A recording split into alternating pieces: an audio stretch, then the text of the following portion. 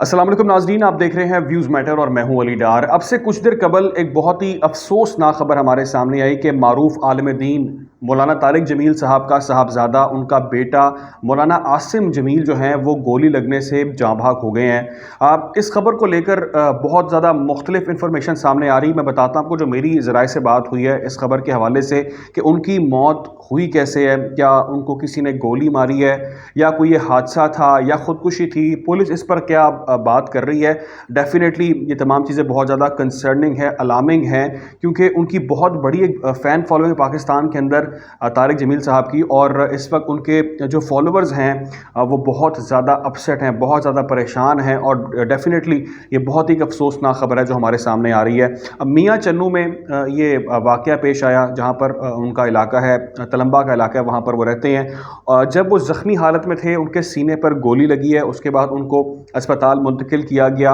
लेकिन हॉस्पिटल पहुंचने के बाद भी वो जाँबर ना हो सके और वहाँ पर वो जान की बाजी हार गए।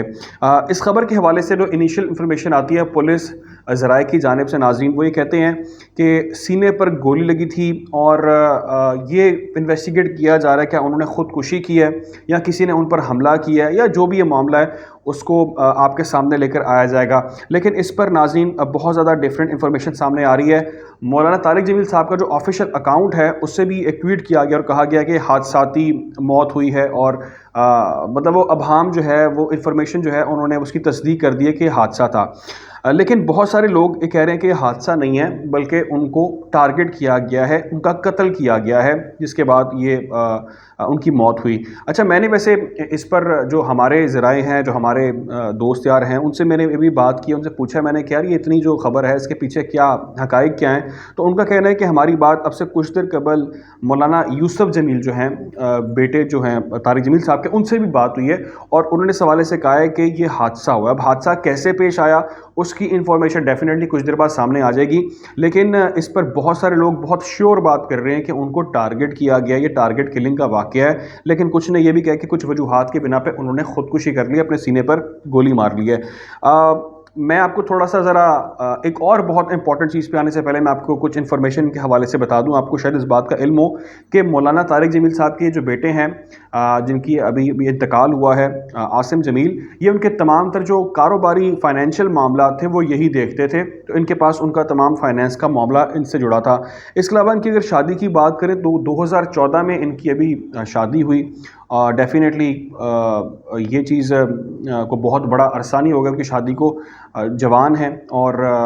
बहुत ही ये अफसोस की बात है जो ख़बर हमारे सामने आ रही है। लेकिन नाज़रीन, जो सबसे ज़्यादा इम्पॉर्टेंट चीज़ इस वक्त आपसे करनी ज़रूरी है डिस्कस, वो ये है कि इस अफसोस के मकाम पर भी, इस अफसोसनाक ख़बर को लेकर भी बहुत सारे लोग अपना असली चेहरा दिखा रहे हैं। मेरे फेसबुक के टाइमलाइन के ऊपर, ट्विटर के टाइमलाइन के ऊपर, व्हाट्सएप ग्रुप्स के अंदर मैंने कुछ लोगों को वो नाज़ेबा बातें करते सुना है, या जो इन्फॉर्मेशन वो स्प्रेड कर रहे हैं वो इंतहाई काबिल मज़म्मत और अफसोसनाक है। एक शख्स, आप उससे पसंद करते हैं तारिक जमील को, मौलाना साहब को, या पसंद नहीं करते, वो एक सेपरेट चीज़ है। आप बिल्कुल इख्तलाफ कर सकते हैं कि आप उनके फॉलोअर्स हैं कि नहीं हैं, लेकिन उससे हटके कुछ लोग इस मौत के ऊपर भी सियासत कर रहे हैं या अपनी नफ़रत का इजहार इस तरह से कर रहे हैं। कुछ ग्रुप्स के अंदर मैसेज आ रहे थे कि जो शख्स अपने बेटे को ख़ुदकुशी के बारे में नहीं समझा सका वो क्या शख्स दुनिया को समझाएगा। यार, आप खुदा का खौफ करें। मतलब कितने अफसोस की बात है कि आपको एक इन्फॉर्मेशन के बारे में पता भी नहीं है कि उनकी मौत हुई कैसे है, और दूसरी चीज़ ये कि आप उनको इस मौके पर भी जो है वो बैश करने से बाज नहीं आ रहे। और कुछ ऐसे बेशरम लोग मैंने भी देखे हैं नीचे कमेंट्स के अंदर, वो इसके ऊपर हंसने वाले इमोजीज बना रहे हैं और कह रहे हैं ये बंदा है ही इसी लाइक, बहुत अच्छा है इसके साथ, कोई कारमा, कोई कुछ कह रहा है। आपको शर्म आनी चाहिए। मतलब ये कितने शर्म का मकाम है कि हमारी जहनी पस्ती का आप आलम देखें कि एक शख्स जिसका जवान बेटा इस दुनिया से चला गया, वो हादसा है, वो कत्ल है,